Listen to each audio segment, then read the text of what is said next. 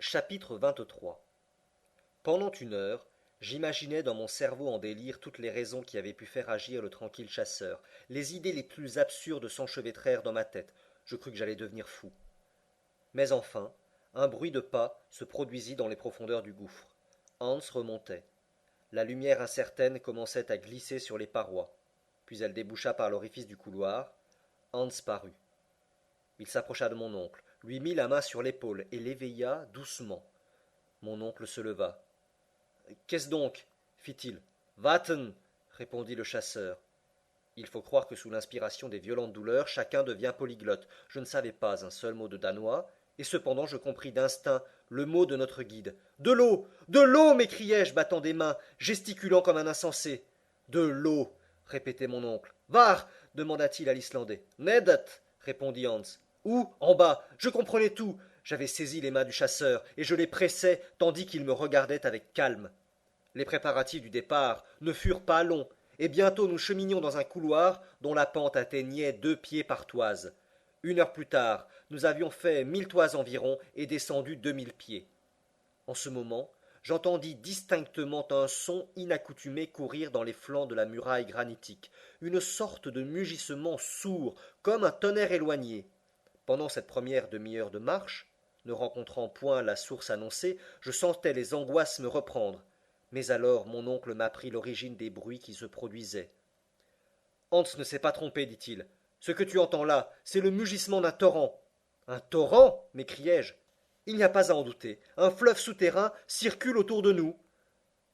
Nous hâtâmes le pas, surexcités par l'espérance. Je ne sentais plus ma fatigue. Ce bruit d'une eau murmurante me rafraîchissait déjà. Il augmentait sensiblement. Le torrent, après s'être longtemps soutenu au-dessus de notre tête, courait maintenant dans la paroi de gauche, mugissant et bondissant. Je passais frénétiquement ma main sur le roc, espérant y trouver des traces de suintement ou d'humidité, mais en vain. Une demi-heure s'écoula encore, une demi-lieue fut encore franchie. Il devint alors évident que le chasseur, pendant son absence, n'avait pu prolonger ses recherches au-delà. Guidé par un instinct particulier aux montagnards, aux hydroscopes, il sentit ce torrent à travers le roc, mais certainement il n'avait point vu le précieux liquide, il ne s'y était pas désaltéré. Bientôt même il fut constant que si notre marche continuait, nous nous éloignerions du courant dont le murmure tendait à diminuer. On rebroussa chemin. Hans s'arrêta à l'endroit précis où le torrent semblait être le plus rapproché. Je m'assis près de la muraille, tandis que les eaux couraient à 2 pieds de moi avec une violence extrême, mais un mur de granit nous en séparait encore. Sans réfléchir, sans me demander si quelque moyen n'existait pas de se procurer cette eau, je me laissai aller à un premier moment de désespoir. Hans me regarda et je crus voir un sourire apparaître sur ses lèvres. Il se leva et prit la lampe. Je le suivis. Il se dirigea vers la muraille, je le regardai faire. Il colla son oreille sur la pierre sèche et la promena lentement en écoutant avec grand soin. Je compris qu'il cherchait le point précis où le torrent se faisait entendre plus bruyamment. Ce point, il le rencontra dans la paroi latérale de gauche, à 3 pieds au-dessus du sol. Combien j'étais ému. Je n'osais deviner ce que voulait faire le chasseur, mais il fallut bien le comprendre, et l'applaudir, et le presser de mes caresses quand je le vis saisir son pic pour attaquer la roche elle-même. Sauvé m'écriai-je.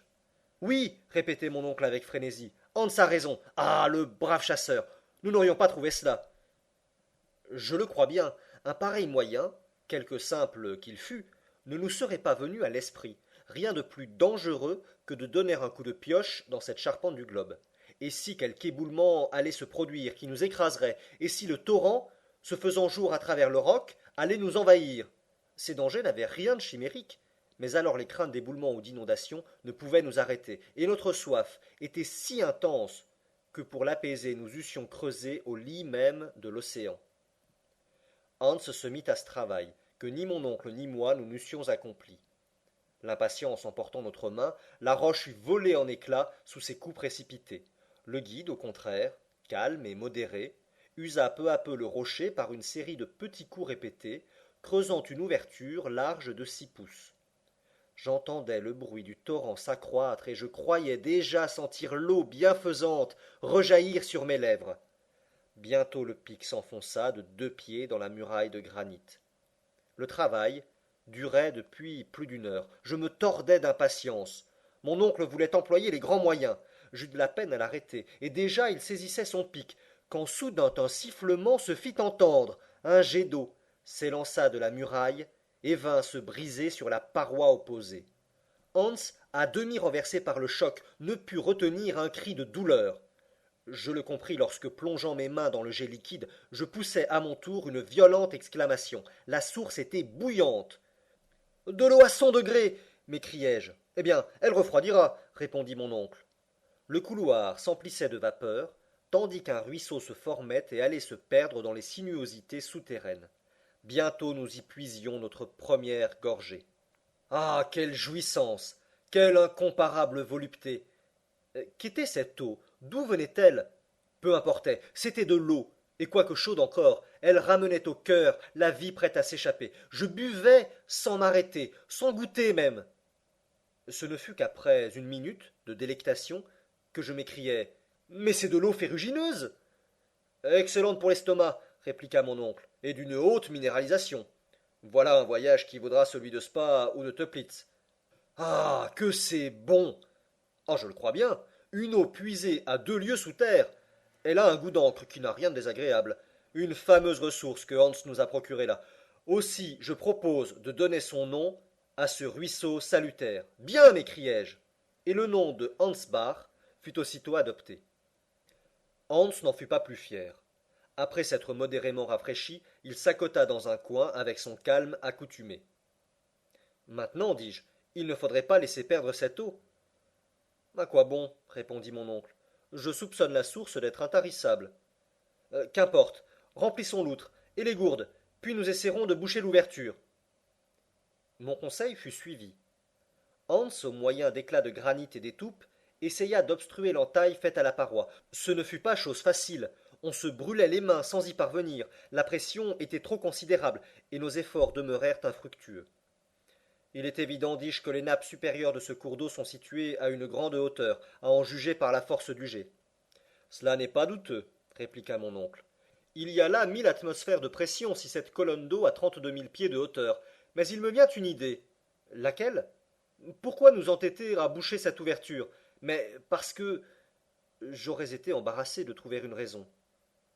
Quand nos gourdes seront vides, sommes-nous assurés de pouvoir les remplir? Non, évidemment. Eh bien, laissons couler cette eau. Elle descendra, naturellement, et guidera ceux qu'elle rafraîchira en route. Voilà qui est bien imaginé, m'écriai-je, et avec ce ruisseau pour compagnon, il n'y a plus aucune raison pour ne pas réussir dans nos projets. Ah! Tu y viens, mon garçon, dit le professeur en riant. Je fais mieux que d'y venir, j'y suis. Un instant. Commençons par prendre quelques heures de repos. J'oubliais vraiment qu'il fit nuit. Le chronomètre se chargea de me l'apprendre. Bientôt, chacun de nous, suffisamment restauré et rafraîchi, s'endormit d'un profond sommeil.